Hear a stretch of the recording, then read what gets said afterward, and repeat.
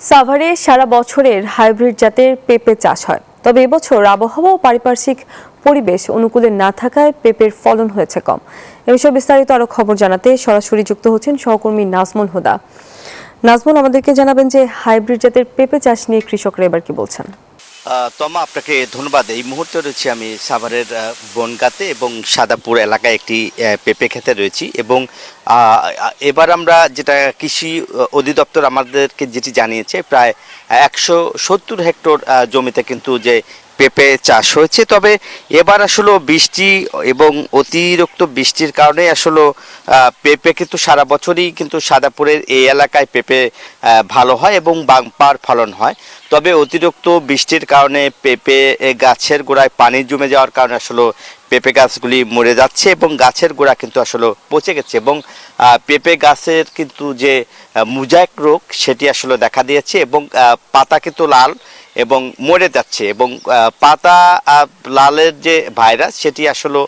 হওয়ার কারণে কিন্তু আসলে পেঁপের যে ফলন সেটি কিন্তু আসলে এখন আর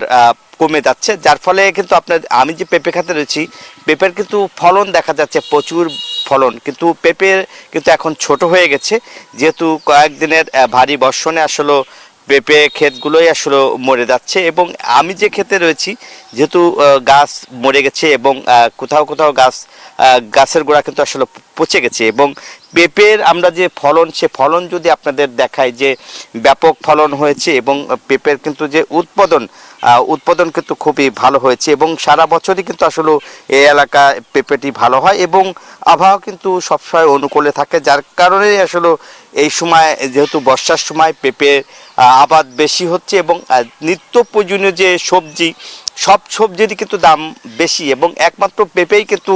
বাজারে 30, 35 এবং 20 টাকায় কিন্তু পেঁপে পাওয়া যায় এবং এই পেঁপে কিন্তু এখানে কৃষকদের সাথে আমরা যেটি কথা বলেছি যে এখান থেকে কিন্তু পাইকারি কিন্তু আসলে 15 থেকে 20 টাকা কিন্তু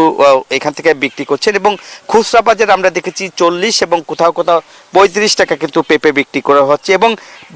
পেঁপে আমি যেই ক্ষেতে রয়েছি প্রায় 90%